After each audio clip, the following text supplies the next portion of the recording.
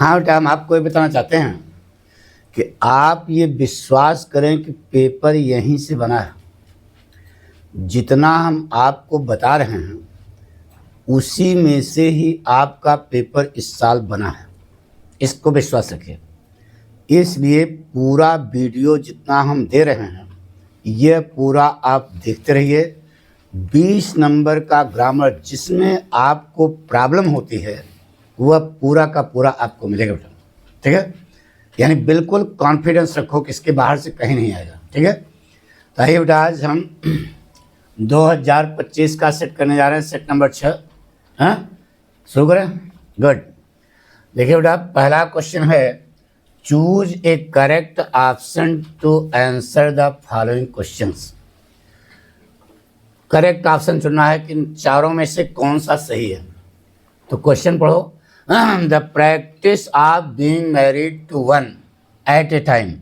एक बार में केवल एक से ही शादी करने का अभ्यास, ठीक है। यानी कि एक बार में केवल एक से शादी करना, ठीक है। अब देखो बेटा, बायोगैमी। बायोगैमी मतलब होता है बेटा दो विवाह, द्विविवाह। इसका मतलब यह आपका गलत है। मोनोगैमी माने होता है एक, मोनो पर ना एकाधिकार, तो इसी मोनोगैमी एक विवाह करना। इसका मतलब यही आपका जवाब सही है, मोनोगैमी। मिसगैमी माने होता है विवाह से झगड़ा करना, गलत है। पोलोगैमी माने बहुविवाह, पोली माने बहुविवाह, ये भी गलत है। तो सही कौन है? मोनोगैमी।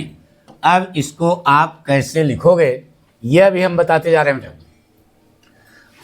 ऊपर लिखेंगे आंसर नंबर 4, बड़ा ब्रैकेट ग्रामर। पढ़ने को जो ऊपर वाली लाइन होती है ना, उस पर लिखना आंसर नंबर 4 ग्रामर। ग्रामर की स्पेलिंग ध्यान रखना, लड़के गलत कर देते हैं, यही स्पेलिंग सही है। अब इधर लिखना ए। क्या लिखना? ए, काली स्केच से। फिर यहाँ लिखना फ्रेज। फ्रेज माने होता है शब्द समूह, यह शब्द समूह। और इधर वन वर्ड सब्स्टिट्यूट नहीं पढ़े हो तो पहला क्वेश्चन ही वन वर्ड का आता है बेटा।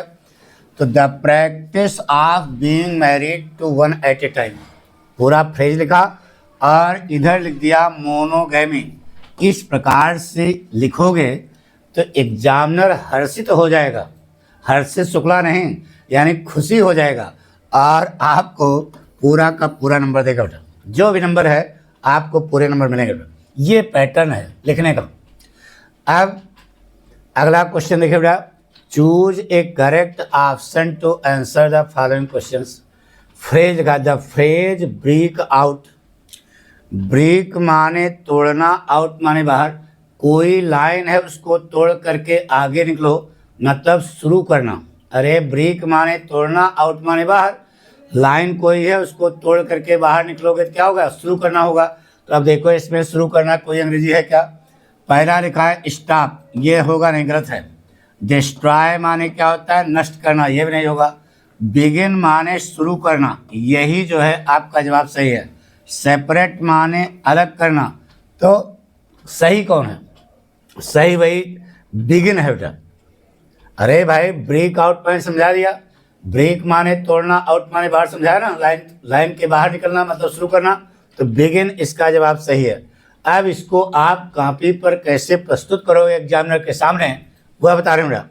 अब बार बार आंसर नंबर 4 नहीं लिखना है, ऊपर एक बार लिख दिया, नीचे फिर बी, ऐसे बी डालना हेडिंग, ठीक है। इधर लिखना फ्रेज, फ्रेज, और इधर लिखना मीनिंग। केवल मीनिंग लिखनी है, पहले यूज आता था, अब केवल मीनिंग लिखनी है।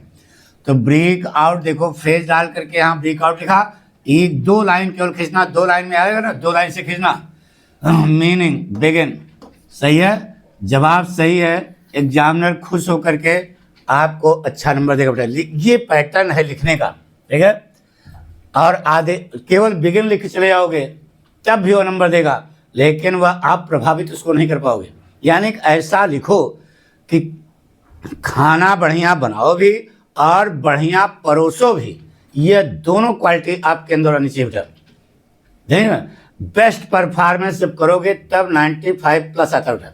और ध्यान रहे, यानी कि इसी ढंग के क्वेश्चन आपके इम्तहान में आएंगे। अगला क्वेश्चन देखिए बेटा, choose a correct option to answer the following questions. The synonym of forbid, direct नाइट पढ़ाया गया होगा, फॉरबिड फॉरबिड फॉरबिडन। अरे यार इंपरेटिव सेंटेंस, फॉरबिड माने मना करना, क्या होता है बेटा, मना करना। अब देखो इसमें कहीं मना करना का की मीनिंग है क्या, फॉरवर्ड माने आगे बढ़ाना, गलत है। प्रोहिबिट माने मना करना, यही जवाब आपका सही बेटा। अलाउ माने अनुमति देना नहीं होगा, ऑर्डर माने आदेश देना नहीं होगा। कौन सा जवाब सही है, प्रोहिबिट। फॉरबिड माने मना करना, तो प्रोहिबिट माने भी मना करना, इसका मतलब इसका पर्यायवाची प्रोहिबिट होगा। अब इसको देखो कॉपी पे कैसे लिखते हो, यहाँ पर लिखना सी, इधर कोने में, इधर वर्ड उधर सिनोनिम, फॉरबिड ऐसे उतार देना और सिनोनिम के नीचे प्रोहिबिट लिखना। एग्जामिनर खुश होगा, हर्षित होकर के आपको पूरे के पूरे नंबर देगा। आई बात सुना, गुड। इस प्रकार से आप पाठक स्टाइल है बेटा। अगला देखिए question, choose a correct option to answer the following questions which. अब देखो पूछने का तरीका चेंज हो गया, अब इस ढंग से भी पूछा जाएगा। पहले एक वाक्य दिया रहता था, उसमें गलती खोजनी होती थी। अब देखो ये 4 वाक्य यानी पूरी ग्रामर आपसे खंगाली जाती है, यानी कि आप अच्छे ढंग से पढ़ाई की है कि नहीं। लिखा है Mister Bhatia is our English teacher, ये तो चौकस सही है, इसमें कोई लेकिन नहीं है। ही इज वेरी माइजर, माइजर नाउन है, जैसे कहते हैं ना राइटर, तो वेरी राइटर कहीं लिखते हो क्या, वेरी एडवर्ब है, तो एडवर्ब तो एडजेक्टिव वर्ब इन सब की विशेषता बताता है। यहाँ माइजर नाउन है, तो नाउन के पहले जो है एडवर्ब लगता है क्या, नहीं लगता है। इसका मतलब यह वाक्य आपका क्या है, गलत है। से कहते हो राइट का राइटर, प्ले का प्लेयर, है ना। तो उसी ढंग से वही नाउन है, माइजर क्या है, नाउन है, और नाउन के पहले आपने एडवर्ब लगा दिया, यह वाक्य आपका गलत हो गया बेटा। There is no other alternative, नहीं बेटा गलत है, नो एनी अदर अल्टरनेटिव होना चाहिए, यानी कि यह भी वाक्य आपका गलत है। ही मेड ए ब्लंडर, ये आपका जवाब सही बेटा। यानी कि इन 4 वाक्यों में आपका 2 वाक्य सही बेटा। Mister Bhatia is our English teacher और ही मेड ए ब्लंडर। अब जवाब क्या है, only A and B, A और बी नहीं सही बेटा, यानी कि आपका जवाब गलत है। ए और डी जहां लिखा होगा वही सही है। ओनली बी एंड सी, ये जवाब आपका क्या है, गलत है। ओनली डी, ये भी गलत है बेटा। जवाब सही क्या है, ओनली ए एंड डी, ये जवाब आपका सही है। इसको अब कॉपी पे कैसे लिखोगे, देखो इधर पूरा क्वेश्चन, यानी कि यहाँ पर केवल डी लिखना, यहाँ पर लिखना सेंटेंसेस, ये 4 सेंटेंस लिखे हैं, आपका ए सही है और डी सही है, बाकी दोनों क्या हैं, गलत हैं। तो ऊपर उधर लिखोगे correct, only A and D. इस प्रकार से आपको जवाब वहाँ पर लिखना है, ठीक है। और अब की बार इसी ढंग का क्वेश्चन आएगा बेटा, ध्यान रहे, यानी कि आपका करेक्शन माने, यदि यार कंपटीशन में जो ज़्यादा पूछा जाता है वही जो है तुम्हारे इम्तहान में आता है, ये बता दें। तो कंपटीशन में इसी ढंग के क्वेश्चन आते हैं बेटा, तो ये जो है इस प्रकार का क्वेश्चन आपको आप पूछा जाएगा, ध्यान रहे। अगला क्वेश्चन देखिए बेटा, choose a correct option to answer the following questions. The antonym of create, create माने निर्माण करना, निर्माण करना मतलब विनाश कर, इसका विलोम क्या होगा, विनाश करना, तो निर्माण और विनाश। तो अब देखिए बेटा, प्रोड्यूस माने पैदा करना, है तो सिनोनिम हो गया, नहीं, आपको क्या लिखना है, एंटोनिम लिखना है। डिस्ट्रॉय माने नष्ट करना, विनाश करना, यानी क्रिएट का एंटोनिम क्या होगा, डिस्ट्रॉय होगा। बियर माने सहन करना, ये नहीं होगा। बिल्ट माने निर्माण करना, ये नहीं होगा। तो सही क्या होगा बेटा, डिस्ट्रॉय जवाब सही है। अब इसको आप अपनी कॉपी पर एग्जामिनर को खुश करने के लिए कैसे लिखोगे, इधर लिखोगे ई, कारी स्केच से, ठीक है, यहाँ लिखोगे वर्ड, उधर लिखोगे एंटोनिम। तो क्रिएट इधर लिखना और इधर डिस्ट्रॉय लिखना, यही सही बेटा। एग्जामिनर आपको पूरा नंबर देगा बेटा, हमारी बात सुनो ना। अब आगे देखो बेटा, change any one of the, इससे सरल तो आएगा ही नहीं। और एक चीज बता, बहुत सरल आपकी बोर्ड परीक्षा में पूछा जाएगा, इतना बता दें। इससे कठिन कठिन तो आपके गुरुजी आपको पढ़ाए होंगे यार, अरे हम खुद ही पढ़ाते हैं तो हम इससे कठिन खुद ही बच्चों को बोलते हैं, लेकिन देखो कितना सरल आया बेटा, डायरेक्ट डायरेक्ट। ठीक है, दोनों में से केवल आपको एक इनडायरेक्ट करना बेटा। The girl said to her mother come and comma my plate is empty. अब इससे सरल क्या आएगा यार, तो 4 काम करो बेटा। साधारण वाक्य है ना, सेड टू को किसमें बदलोगे, टोल्ड में। क्या बनाओगे, द गर्ल, इतना तो मालूम होगा यार, साधारण वाक्य है तो टोल्ड होगा। The girl told her mother, एक काम कर लिया। बोलो कंजंक्शन क्या लगाओगे, दैट। साधारण वाक्य है तो कंजंक्शन क्या लगाओगे, दैट। 2 काम हो गया। अब यह पास्ट टेंस है तो इसका क्या हो जाएगा, वाज हो जाएगा। 3 काम हो गया। माई बदलेगा गर्ल के अनुसार, क्या हो जाएगा, her. Her plate, her plate was empty. ले बन गया, तो बन गया बेटा, the girl told her mother that her plate was empty. कोई कठिन है क्या, बना लोगे ना। अब देखो दूसरा बात, अथवा, दोनों में से केवल एक करना है, लेकिन हमको तो दोनों बताना है बेटा। देखिए कितना सरल है।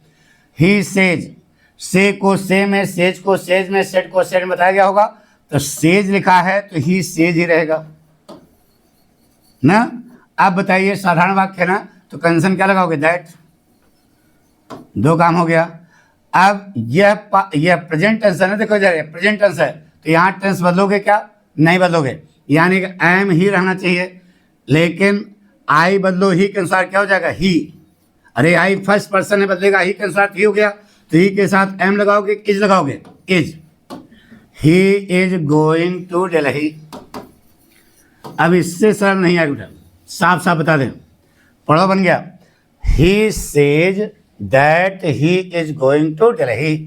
अरे टेंस नहीं बदला क्योंकि इधर प्रेजेंट टेंस है ना, तो प्रेजेंट टेंस और फ्यूचर टेंस में होगा, टेंस बदलते नहीं है। अब आप इसको कॉपी पे कैसे लिखोगे, देखो इधर आंसर नंबर 5 वही ऊपर, बड़ा ब्रैकेट ग्रामर ए, फिर यहाँ लिखना नरेशन, इसे हेडिंग डालना। नरेशन के नीचे लिखना डायरेक्ट क्वेश्चन उतारो। The girl said to her mother comma and comma my plate is empty.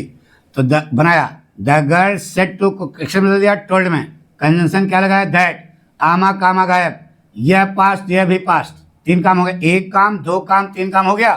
Person, माई, कौन सा पर्सन, फर्स्ट पर्सन, किसके अनुसार, सब्जेक्ट के अनुसार। सब्जेक्ट क्या है, गर्ल, तो गर्ल माने सीख के अनुसार क्या लगेगा, हर लगेगा। ये 4 काम कर दिया, वाक्य बन गया। The girl told her mother that her plate was empty. बिल्कुल चौकस सही है, एक ही लिखना, एग्जामिनर 2 में 2 नंबर देगा। ठीक है, अथवा इधर देखो डायरेक्ट लिखना। ही says comment comma I am going to Delhi, indirect he says. अरे साधारण वाक्य है, पढ़ाया गया होगा। से को से में, सेज को सेज में, सेट को सेड में, सेट टू को टेल में, सेज टू को टेल्स में, सेट टू को टोल्ड में। तो से को से में, सेज को सेज में, तो सेज ही रहा। अरे सेज है तो सेज रहा। कंजंक्शन 1 काम, कंजंक्शन क्या लगाया, दैट। 2 काम। अब यह अगर रिपोर्टिंग वर्ब प्रेजेंट टेंस अथवा फ्यूचर टेंस में है तो रिपोर्टेड स्पीच का टेंस बदलेगा नहीं। यहाँ पर एम था तो यहाँ क्या हो गया, इज। इज क्यों हुआ, क्योंकि पर्सन बोलो, पर्सन, आई कौन सा पर्सन, फर्स्ट पर्सन, किसके अनुसार, सब्जेक्ट के अनुसार। सब्जेक्ट क्या है, ही, तो आई क्या हो गया, ही। ये देखो 4 काम कर लिया, वाक्य बन गया। He says that he is going to Delhi. तो इस प्रकार से जब लिखोगे तभी एग्जामिनर आपको नंबर देगा, कहीं गलती ना हो। ग्रामर मैथ है बेटा, अगर इसमें आप गड़बड़ाए तब पक्का है नंबर कम होना शुरू हो जाएगा। अगर ग्रामर पोर्शन आपका बिल्कुल एक्यूरेट है, पूरा सही हो गया, तो आपने लिटरेचर में अगर कोई गलती भी की है तो एग्जामिनर उस पर ध्यान नहीं देगा, आपको अच्छा नंबर देगा। हमारी बात सुनो ना, क्योंकि ग्रामर पोर्शन अगर सही है तो उसका माइंड बैकअप हो जाता है। लड़का जो है अटर पटर नहीं है, मतलब स्कॉलर है। ठीक है, ये चीज़ ध्यान रखना बेटा। ग्रामर मेन है बेटा, यही आपके जीवन का निर्माण भी करता है। Stepping stone of your future, आपके भविष्य की यह सीढ़ी है ग्रामर ही। क्योंकि कोई भी कंपटीशन देने जाओगे तो उसमें ग्रामर तो पूछी जाएगी ना, वहाँ लिटरेचर तो नहीं पूछा जाएगा ना, इसलिए आप इसको बहुत अच्छे ढंग से करें। अगला क्वेश्चन देखिए बेटा, क्वेश्चन क्या है, combine any one of the following as directed. या कंबाइन माने जोड़ना, सिंथेसिस वाला वाक्य। तो अब आंसर नंबर बार बार पहले देखो, the examination will begin next week, परीक्षा अगले हफ्ते शुरू होगी। It will be held in the examination hall, कहाँ होगी? परीक्षा हॉल में होगी। तो आपको पढ़ाया गया होगा adverb or adverbial phrase, simple बनाना ना, सिंपल में एक नियम है एडवर्ब आर एडवर्बियल फ्रेज। तो प्लेस बता रहा है बेटा, तो इट विल बी हेल्ड, काट दो, ये देखो लिख दो, यही इसी के आगे लिख दो, पढ़ो, बन गया। The examination will begin next week in the examination hall, परीक्षा एग्जामिनेशन हॉल में अगले हफ्ते शुरू होगी। हो गया, सिंपल बन गया, कुछ नहीं करना था। अच्छा बताओ, कुछ किया हमने? कुछ नहीं किया बेटा, एडवर्बियल फ्रेज लगा दिया, इट विल बी हेल्ड, ये इतना काट दिया, बाकी वाक्य आपका भर गया। नहीं कर, और इसी ढंग का वाक्य आएगा बेटा, ध्यान रहे, बहुत सरल आएगा। दोनों में से एक कर लिया, अथवा देखो ये नियम लिखा है ना, एक आपका सही हो गया। The train ran down the incline, गाड़ी जो है ढलान की ओर नीचे दौड़ी। The train attend great speed, गाड़ी को महान स्पीड। अच्छा, जिस समय दौड़ रही थी उसी समय स्पीड बढ़ी ना, इसका मतलब यहाँ लगेगा प्रेजेंट पार्टिसिपल। कैसे बनता है? वर्ब की फर्स्ट फॉर्म में एनजी, तो पहले काम यही होगा ना, तभी तो स्पीड पकड़ेगी। तो इसी को प्रेजेंट पार्टिसिपल बना दो बेटा। इसमें वर्ब क्या है? रैन, रैन की फर्स्ट फॉर्म रन, तो रनिंग लगा दो, क्या लगा दो? Running, running down the incline, running down the incline, ठीक है, ढलान पर नीचे जाते हुए। The train attend a great speed, बस इसी के आगे पूरा वाक्य से जोड़ दो, the train attend a great speed, बन गया बेटा। Running down the incline, the train attend great speed, यही सिंपल बन गया। दोनों सिंपल ही बनाना था। देखो, यह एडवर्ब आर एडवर्बियल फ्रेज बना और यह प्रेजेंट पार्टिसिपल बना, पढ़ाया गया होगा बेटा, ठीक है। लेकिन दोनों में से केवल एक एक करना। अब इसको कैसे लिखोगे देखो, समझाते हैं बेटा। बता दिया, बार बार आंसर नंबर लिखने की जरूरत नहीं है। बी लिखना, हेडिंग डालना। हेडिंग क्या पढ़ोगे? कॉम्बिनेशन ऑफ सेंटेंसेस, वाक्यों का जोड़ना। फिर सेंटेंसेस उतारो, the train the examination will begin next week, it will be held in the examination hall. देखो कुछ नहीं किया बेटा, इट विल बी हेल्ड तक काट दिया और एडवर्बियल फ्रेज लगा दिया, वाक्य बन गया। देखो ये जवाब लिखा बेटा, the examination will begin next week in the examination hall, क्योंकि सिंपल सेंटेंस में केवल एक वर्ब होनी चाहिए। तो दो वर्ब यहाँ पर हैं, विल बिगिन और विल बी हेल्ड। अब इसको कैसे जोड़ोगे कि एक होगा? एक वर्ब हो गई, द एग्जामिनेशन। अरे सिंपल सेंटेंस की परिभाषा है जिसमें एक मेन वर्ब हो, वही तो सिंपल बनता है बेटा। तो the examination will begin next week in the examination hall, बन गया। The train ran down the incline, the train attend great speed. देखो लगा, प्रेजेंट पार्टिसिपल लगा बेटा, रनिंग डाउन द, पहले यहाँ लिखोगे सेंटेंसेस, सेंटेंसेस उतारोगे, एग्जामिनर को जरा सा भी दिमाग न लगाना पड़े, यह पाठक स्टाइल बेटा। और देखेगा, खट से मारेगा, नंबर आपको देगा। Simple, running down the incline, the train attend great speed. ऐसे दोनों में केवल एक करना बेटा, क्योंकि वहाँ एक ही लिखा था। तो चाहे आप ये करो और चाहे ये करो, आपको पूरा नंबर मिलेगा बेटा। दो में दो, जो भाई 2 नंबर का है, 3 नंबर का है, जो भी है आपको पूरा पूरा नंबर मिलेगा बेटा। अगला क्वेश्चन देखिए बेटा, ट्रांसफॉर्म एनी वन ऑफ, 2 दिया गया है, केवल एक करना होगा बेटा। ट्रांसफॉर्मेशन है, बीना इज मोर इंटेलिजेंट देन किरण। बताइए कौन सी डिग्री है? कंपैरेटिव। नेगेटिव बनाना है, कैसे नेगेटिव बनेगा? वाह, ट्रांसफॉर्मेशन है, नहीं नेगेटिव करने के चक्कर में, ट्रांसफॉर्मेशन माने अर्थ वही रह जाए। तो यह कंपैरेटिव डिग्री है, जब इसको आप पॉजिटिव बनाओगे, क्या बनाओगे? तो अपने आप नेगेटिव हो जाएगा। तो कंपैरेटिव डिग्री का वाक्य है, जा रहा है पॉजिटिव में, वाक्य कैसा उठाओगे? उल्टा। किरण, किरण यहाँ पे आ गए। नंबर 2 पर टेंस निगेटिव है कि अफर्मेटिव? अफर्मेटिव है तो निगेटिव कर दो, किरण इज नॉट। वाक्य उल्टा उठेगा, नंबर 2 पर टेंस को क्या कर दिया? निगेटिव। नंबर 3 पर पॉजिटिव डिग्री सो एज के बीच में। अगर अफर्मेटिव बनता है तो क्या लगाते हैं? As as. चूंकि वाक्य निगेटिव बन रहा है इसलिए सो एज, सो इंटेलिजेंट, ठीक है, सो इंटेलिजेंट एज। अब आगे का भाग पीछे कर दो बिना, थोड़ा बेटा बन गया।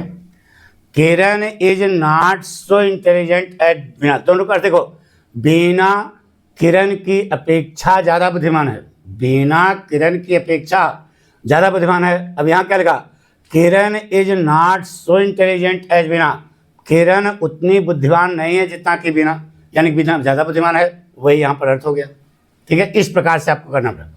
अब आप देखिए बेटा, ये पैसिव वॉइस बनाना है, did he not tell you. अब इससे सरल क्या आएगा यार? पास्ट इंडेफिनिट का वाक्य है, एक कदम आगे सहायक क्रिया लगाओ, 1 2 का 4 4 2 का 1 माय नेम इज लखन, एक कदम आगे सहायक क्रिया लगा दो, लगाओ तो यू यहाँ पे आएगा ना, लेकिन सहायक क्रिया शुरू होगा तो क्या लगाओगे? वर you not, were you not. और टेल की थर्ड फॉर्म क्या लगाओ? वर यू नॉट टोल्ड ना, टेल की third form told by him. Question mark जरूर लगाना, नेम कट जाएगा। ये इंट्रागेटिव है ना, तो इंट्रागेटिव बन गया were you not told by him.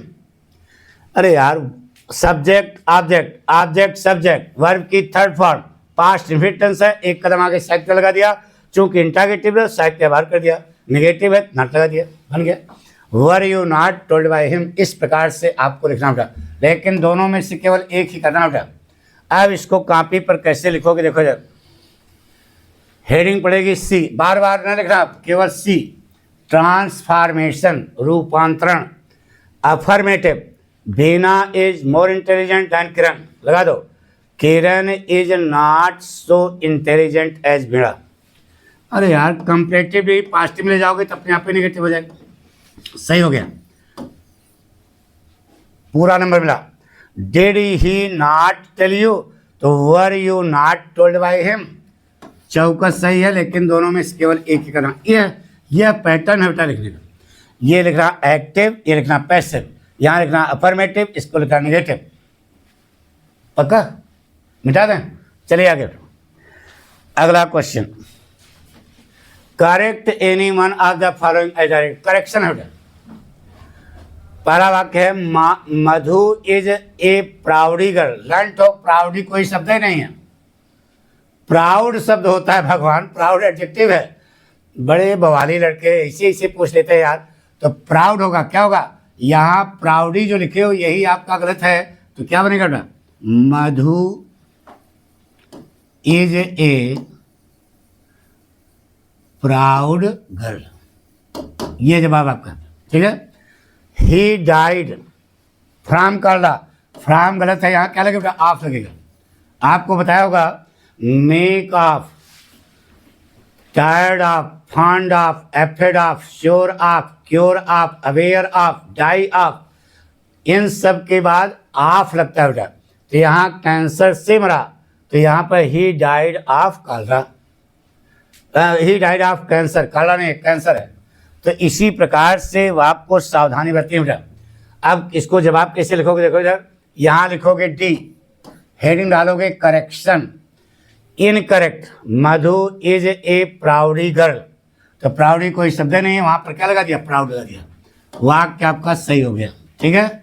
अब एग्जामिनर इसी पर आपको 2 नंबर दे देगा, जितने नंबर का है, लेकिन दोनों में केवल एक करना। सावधानी ये बताते हैं, पहला वाक्य आपने सही किया, मान लो दोनों किया, और पहला वाक्य आपका गलत है तो एग्जामिनर नंबर काट लेगा। यस, इसलिए जो सही हो वही जवाब आपको लिखना बेटा। He died from cancer, from गलत है बेटा, यहाँ पर क्या होगा? ऑफ। ये देखो हमने इस प्रकार से इनकरेक्ट करेक्ट, एक ही आपको जवाब लिखना है। बात समझ ना, ये पैटर्न है बेटा प्रस्तुत करने का। अगला देखो, use any one of the, 2 जोड़े दिए गए हैं, दोनों में से केवल एक को आपको, यानी कि ये जोड़ा या यह जोड़ा, दोनों में से केवल आपको यूज करना है, जिससे ऐसा वाक्य बनाओ जिससे उनकी मीनिंग का अंतर जो है समझ में आ जाए। अब सुनो बेटा, फ्लोर माने क्या होता है? आटा, और ये फ्लोर माने क्या होता है? फर्श। अरे सबके घर में फर्श होती है यार, इसका अर्थ होता है फर्श, इसका अर्थ होता है आटा। ये पीस माने पीस माने शांति और ये पीस माने टुकड़ा। देख रहे हो ना, ये कंफ्यूजिंग वर्ड है।